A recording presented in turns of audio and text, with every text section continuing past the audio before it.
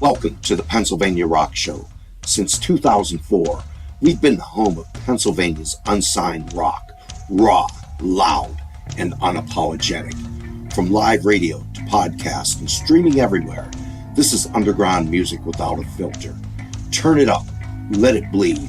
And now, here's your host, Bill Damiano.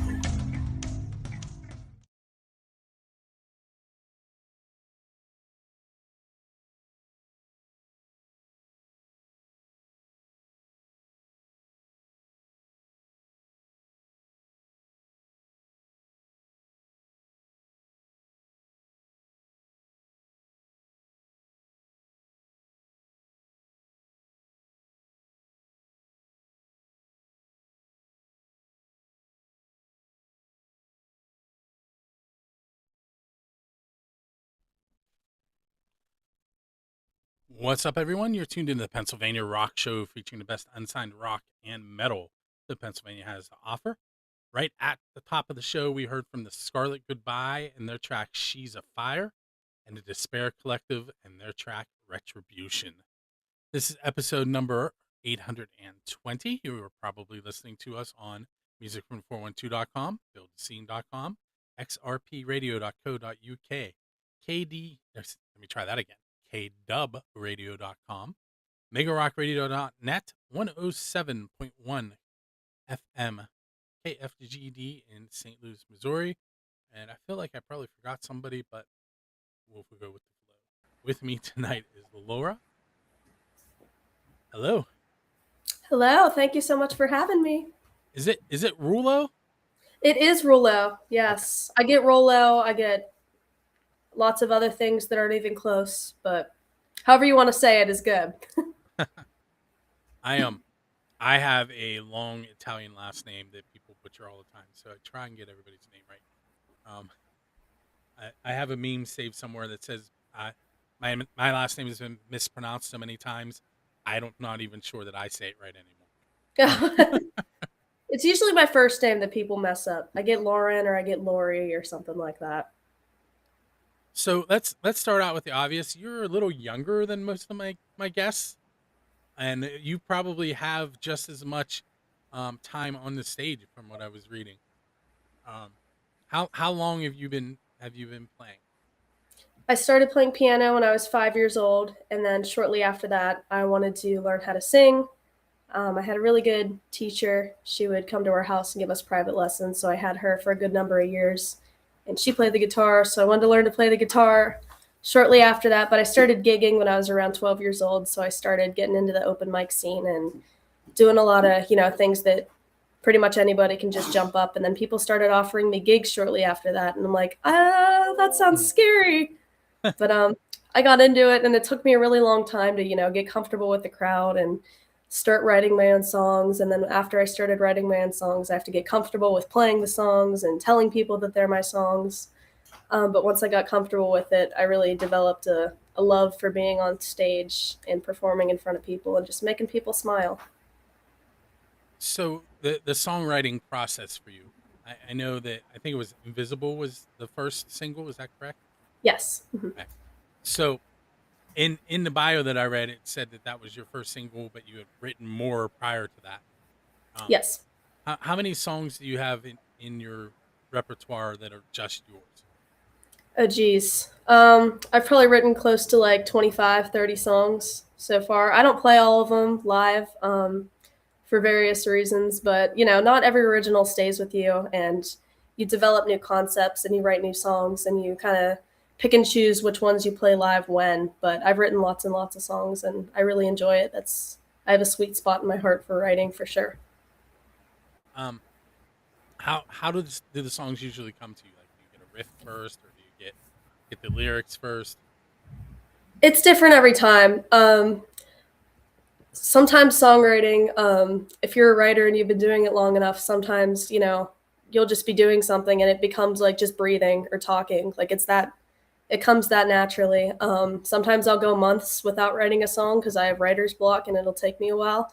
But there have been some songs that I've written, like maybe I'll write the bridge first, or maybe I'll write the chorus first, or I'll write a verse or like an intro, but it's different every time. And you get different ideas from different things depending on what you're doing. I've written songs in the middle of the night, like where I've had to get up. I wrote one song on a bike ride outside, just in my head.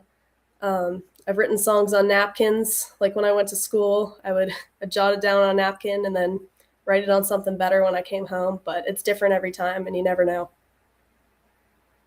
So this is your first album, and you told me off the Yes. air that you're working on getting it finished up. Where? Yeah, let me try that again. Where were you recording it? I am recording at Daniel Blake Production. That is in Hunker, PA, so the Hunker Armbrust area.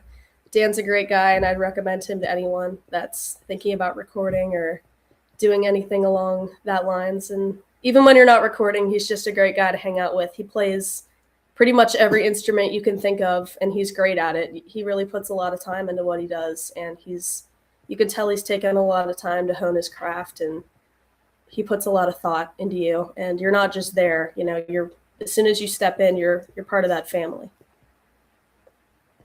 Now, on your recordings, I listened to like 30 seconds of each of them today. I'd listened to them in the past, but on Mondays I come home from school and I have to get all this stuff ready, and then I panic. Oh no, I forget who I'm interviewing. Um, what is it? Just you on it, or are there other musicians? Well, that's a very good question, because we thought it was just going to be me, and like my dad's been a drummer for a number of years since he was in high school. He did drumline back in high school, and he did some drumming with our worship band when we were in church. We actually just left our church, but we've kind of been church hopping, so he hasn't really had an opportunity to drum other than when he's working on stuff with me. He had the tambourine part on Invisible, so that was fun. He got to sit there and bang the tambourine, so he kind of made a bigger deal out of that than it was, but it was really fun. We have a number of people coming in to sing, because there's one part on the one song that's going to be on the album that there's one part where a bunch of people join in with me and sing, so that's going to be lots of fun. We got a couple different people coming in to the studio this Tuesday. Actually, we're going to be working on that, so obviously my producer has done some work with me on that. We're thinking of maybe having some mandolin on there, and I don't play the mandolin, so we're going to see if maybe we can get somebody to come in and do that as well. But there are definitely going to be some other people featured on the album. I'm excited about it. So I know of the tracks Invisible and Things Change. How many tracks are on the album, or planned? We're planning for 9. And 9 songs. Is there a release date for it? We're thinking summer, around the summertime. We have 4 songs completed, so we still got a little way to go here. But we're thinking like mid-summer, possibly end of summer, but I don't think it'll take that long for it to be done, because we've been making really good progress. So we're thinking maybe like June, July, that kind of thing. So earlier you mentioned gigging, and how hard is it to get a show because of your age? Liquor control board thing. Yeah, so being 15, it is hard sometimes, because places have rules about like you can't be in past 9 o'clock if you're 21. If they have a bar, if they don't serve food past 9 o'clock or whatever. My dad helps me. My dad, I don't know what I'd do without him, because he does the majority of emailing, during the day when like I'm busy with school and things like that. Obviously, I'd reach out to people too, and I help with booking because it's my stuff. So, I kind of have to. But when I first started doing this when I was 12, I might have had like, I don't know, 3 gigs every 4 or 5 months, maybe. So, not bad for a 12-year-old, but not, I wanted to get myself out there. Last year I played 98 shows, and this year we have, I believe, 96 booked. So we're headed for 100 gigs this year. So it's kind of insane, to be honest. I'm looking at my schedule kind of a little worried a little bit sometimes, but I don't know why I worry, because I get up there and it's always lots and lots of fun. So people make it a party. So I while you were talking about shows, I pulled up your calendar, just April, and Yeah, it's pretty full. it is pretty full. Yeah. Let's see. Pennsylvania Pipeline Music TV interview. That sounds cool. I'm gonna have to Yes. look that up.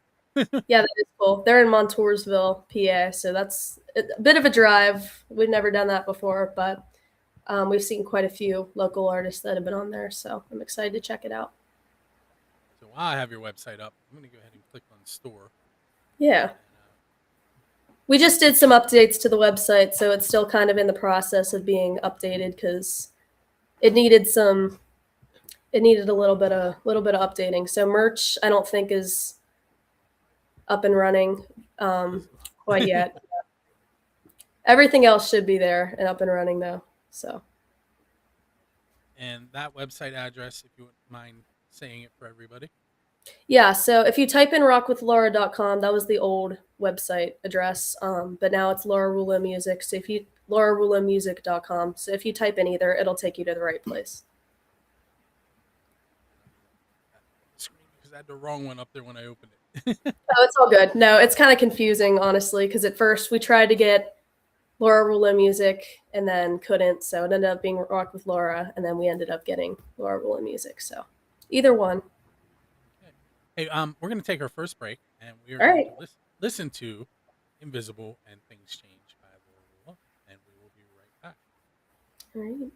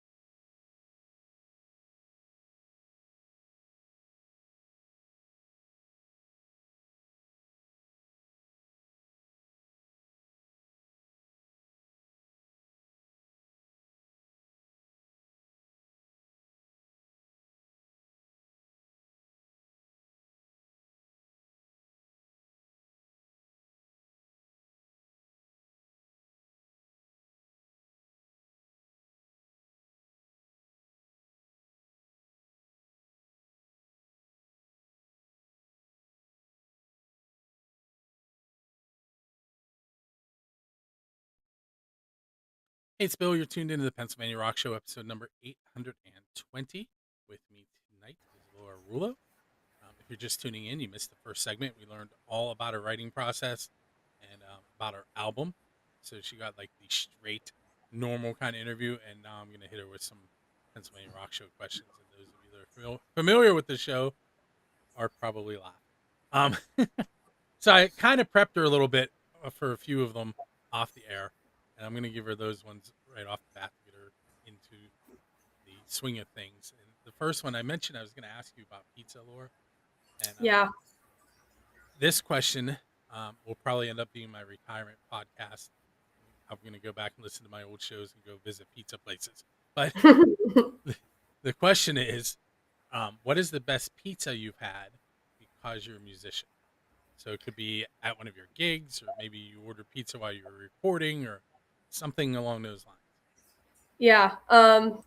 I got an easy answer to this one because some of the best pizza I've ever had, period. I'm going to have to say Yellow Bridge Brewing.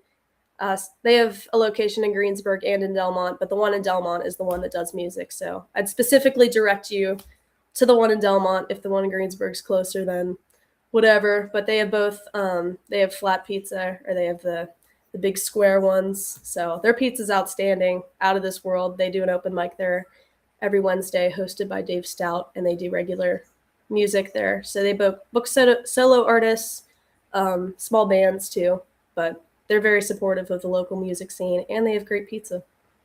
I've never been in the building in Delmont, but yeah. I did break down there one time on my way to work, and was in their parking lot waiting to be towed.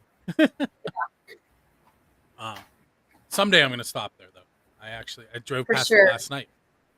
You're going to have to. All right, so I also gave you a heads up on the Dave Grohl question, which really is, who would you want to go up on stage with and perform one of their originals? Does the person have to be alive, or are you thinking like someone who's passed on? So we can hold off on this question, and I'll ask a different question. Okay. And you understand? Well, you might understand. Your dad will understand for sure why. All right. He can help me out then if I need some help. All right, so you're leaving one of your shows, and there's a DeLorean sitting there with its door up in the air and a flux capacitor in the back seat.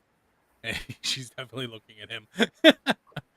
um, it is the movie Back to the Future. If you haven't seen it, DeLorean Oh, is I time have. machine. I mean, not. I Okay. haven't. I don't think I've sat down and watched the whole thing, but All right. So I know what you're talking about. So in part of the storyline is he ends up going back in time and he ends up playing guitar with Chuck Berry's cousin. Um, so if you were able to go back in time and play with anyone in the history of the world, who would you want to go with? You probably have gotten this a lot, but I think I'm gonna have to say like Elvis Presley because he's one of the most musical legends of all time, and there are a lot of people that are like pretty obsessed with Elvis, and he's got some great stuff, and he's lots of fun. I think that'd be cool, and I play a lot of Elvis in my regular set. I think that'd be really cool.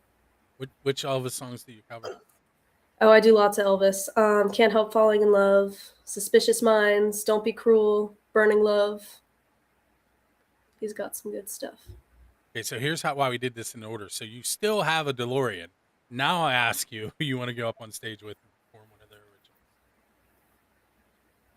Someone who's like still living, you mean? Nope, you have a time machine. You can pick anybody. Oh, I can pick anybody. Yep. Oh. I think I'm gonna stick with like older artists, like maybe someone like Dolly Parton, because she's done so much good in the world, and she's had such a successful music career. And again, she has so much great stuff.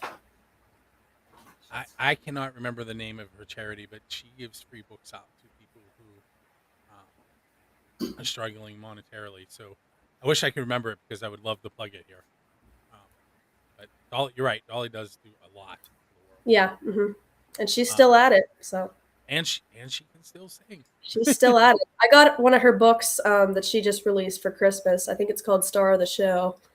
And I was expecting it to be, normal book. No, it's this big. It's huge. It took me forever to finish it, but it had some great advice in there for musicians and some great stuff. So musicians, bands have been known to play in weird places at times.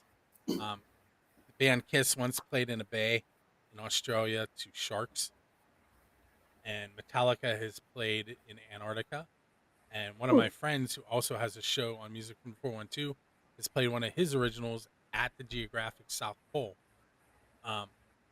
Yes, there's a video. Wow. That's impressive.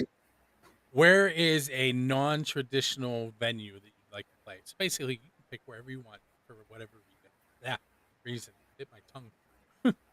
Oh, well, we were somewhere the other day, and we ran into someone from our old church, and he mentioned that he's been working at a greenhouse. So he said, how cool would it be if you started like a tour for like a year of only playing greenhouses? Like it could be just the greenhouse tour, you go from one greenhouse to another. It'd be real weird, and I don't know if you'd have much of a crowd at a greenhouse, but I don't know. It might be cool. Sing to all the plants. I mean, Sheets is having shows. I didn't know that. Yeah, they're pop-ups. It was I can't remember who it was, but recently in the Pittsburgh area, it was a fairly well-known band, but my old brain isn't going to pop that name into my head right now. But yeah, they like the band knows they're playing, but Sheets announces it like 3 hours ahead of time, and then there were probably 1,500 people who showed up. Huh, that's crazy. So you never know. Maybe greenhouses will start doing it. Maybe, yeah. Start a new trend. I forewarned you on this one too. Let's say you're out on tour, and for some reason you hire me to drive your bus. What kind of music am I going to be playing in between shows? Oh, like music that I'm telling you to play? Yes. Oh, so like if I command you to play music.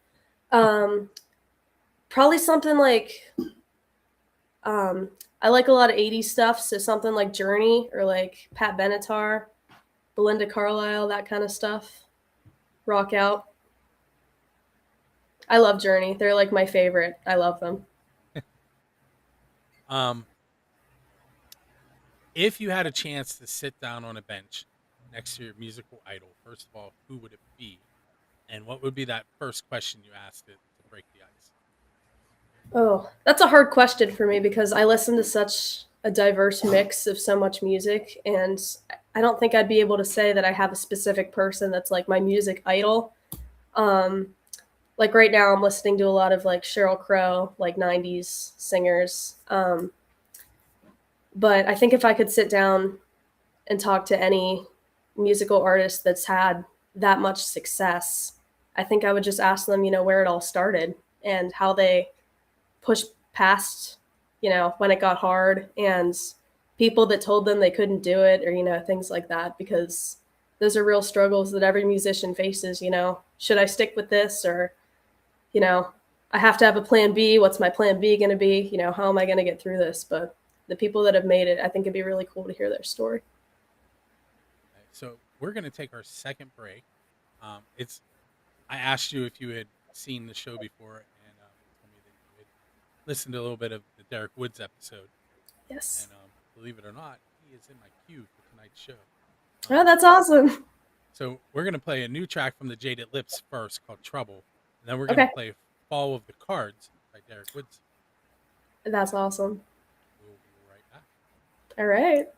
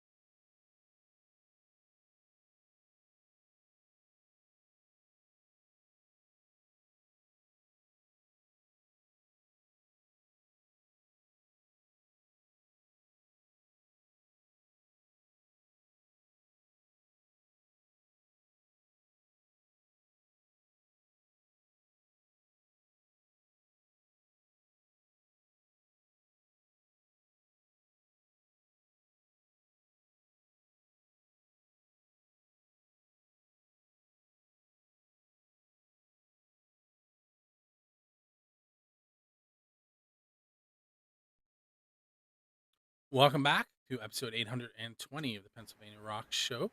We're headed into segment number 3 with Laura Rullo, LauraRullomusic.com. In segment 2, we learned a little bit more background information. We're going to go a little deeper and find out some more information from. Hey, Laura. So you started playing piano, you said when you were 5, right? Yes. When did you realize that you wanted to be a musician? Was it before then? Was it? I'd say it was before then, because it's not something that my parents said, "Hey, Laura, you're going to play the piano now," or they didn't even ask me, "Hey, do you want to play the piano?" One morning I just woke up and said, "Hey, Mom and Dad, I want to play the piano." And when I woke up, I believe it was my birthday. It might have been, I don't think it was Christmas because I think I would remember, but I think it was my birthday, and I came downstairs. My dad got me out of bed, and I'm like, "Let me sleep. It's my birthday." I'm exhausted. And he brought me down the stairs, and there's a little keyboard sitting there for me. And it was very, very hard at first, to play these 3 notes on the keyboard and memorize which keys are which. But once I got the hang of it, I wanted to expand my musical knowledge and start getting into some other instruments and learning how to do some other things. But it's become a huge part of my life, and music has always been a part of my parents' life as well, even though they didn't force it on me. It was something that I wanted to do. My mom played violin and viola when she was in high school, and my dad was a drummer. So I've had a very musical background my whole life. So you've mentioned keyboards, piano, and guitar. What else do you play?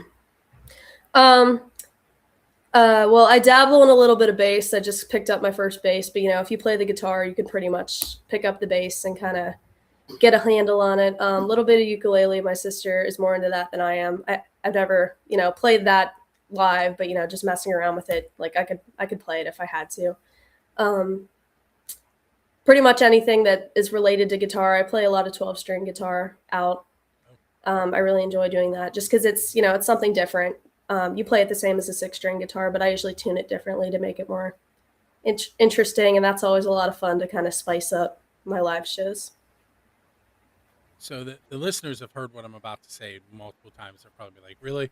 But my three kids are also musicians. They haven't done any writing per se yet, but um, my daughter Emmeline sings and plays the flute. My daughter Bria plays the sax, the clarinet, and sings. My son sang for the first time a solo yesterday at church. He does sing, but he doesn't sing by himself. My daughter is sitting right there. He also plays the guitar, the bass, the keyboards, drums, trumpet, trombone, euphonium, French horn. Man, that's everything. Yeah, pretty much anything brass he can play. Yeah. He can play his sister's instruments. And I once asked him how many instruments he's going to learn, and he said all of them. That's some perseverance right there. But yeah, so that's why I asked, because it seems to be a thing now. I'm going to age myself, that the younger generation is really learning how to play multiple instruments. Yeah. Which I think is awesome. I do not know how. maybe at some point you'll figure it out, you know. Well, I think my job is to introduce everybody to the musician. Yeah. All right, so let's see.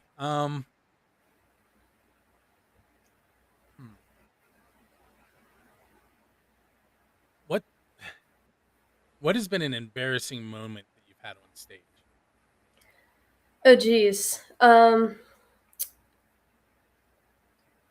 man. I mean, when I first started, I was always embarrassed because, I was scared to get up there and even sing at all. I'd get so nervous and I didn't want to talk to the audience. So I just would get up there and like feel dumb half the time. Like I'm like this little 12-year-old and everyone else knows so much more than me. And I'm getting up there like, I don't want to say anything. I get up there with my little iPad and like, don't look at me. I'm scared. I can't even remember my name right now. I'm so scared. There was one time when I was playing in a band at a place in Irwin. I was helping host an open mic, and two of the guys on stage started fighting with each other from across the stage. So that was fun, trying to handle that. So that was kind of a little embarrassing to everybody in there. You could tell the vibe in the room was just kind of like, everybody just kind of went quiet. But by the end of the night, they were buddies again. So it's all good. We're all good. But. Have you been like, was that a one-time deal, or have you? Yeah, that was a one-time deal. I don't usually play with other musicians very often. When I get the chance, I definitely jump all over it because it's just so much fun. But our musician friends are always so busy, doing their own thing. It's really hard to make your schedules line up to the point where you can get together to even practice. But when given the chance, I definitely jump on it. Before I forget, we are kind of dwindling down on time. I'm sorry. What is the name of the album? I think we're just gonna leave it the first one untitled because obviously I plan to come out with a couple different ones. But I think we're just gonna kind of call it the Laura Rullo debut album and just kind of put a picture up there and say Laura Rullo and see what happens. Okay. So, I did jump on your Spotify earlier. I saw that Invisible was on there. Yes. Where else can people find your music? Pretty much any streaming service that you like to find music. So Spotify, Amazon Music, Apple Music. There's an app that one of the radio stations that I'm on uses called VoWave. That's sort of more complicated than the other streaming services, but if anyone wants to check that out, my stuff is up there as well.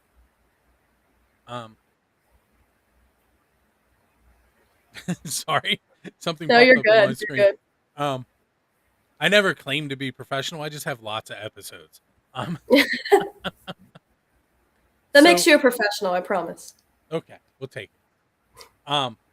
If you had 30 seconds on national TV to tell, don't panic, it's not really happening, to tell the people that are watching that channel why they should go to laurarullomusic.com, what would you tell them?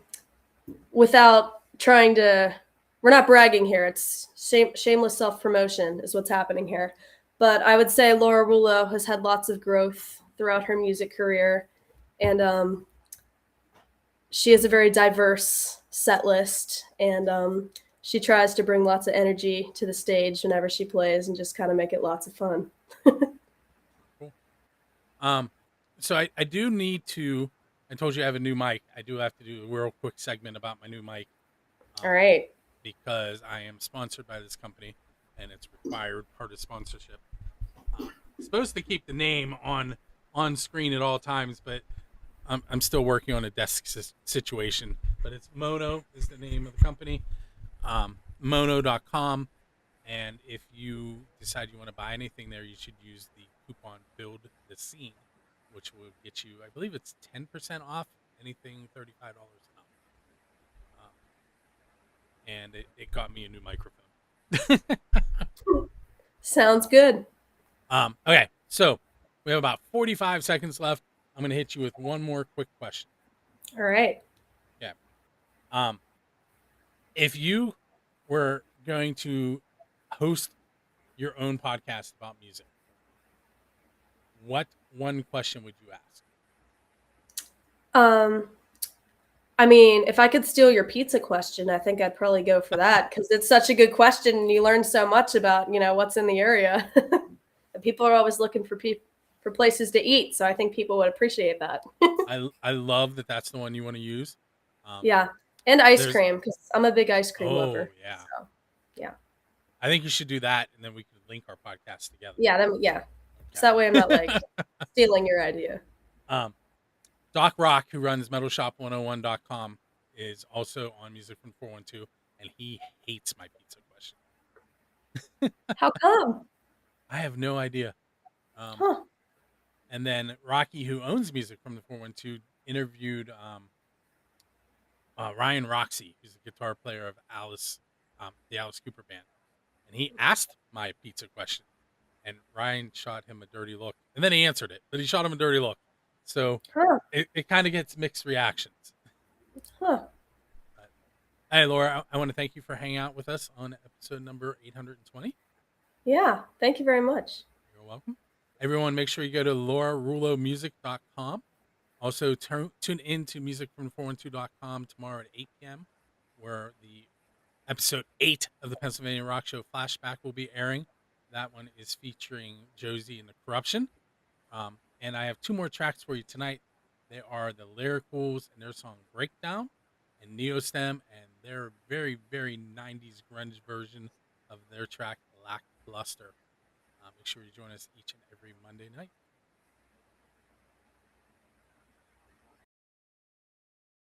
We have come to the end of the show. That means it's time for me to spin the wheel and find out who is going to win 2 tickets courtesy of Dresky Entertainment on behalf of Music from the 412. This week's giveaway is for the Lynch Mob show on Tuesday, April 7th at Jurgles. It also features openers Northern Steel. It's a 6 p.m. start time with a 5 p.m. early entry, 8 p.m. showtime. Tickets range from $43.65 to $59.65 a piece. There's still time to head to DreskyEntertainment.com to purchase some of those. It is 21 and over. I had Nikki Praza, Thomas Trainer, Jeff Brooks, and Keith Laydig sign up.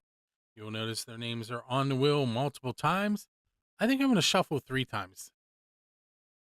And we're going to spin, and we're going to find out who is headed to that April 7th show to see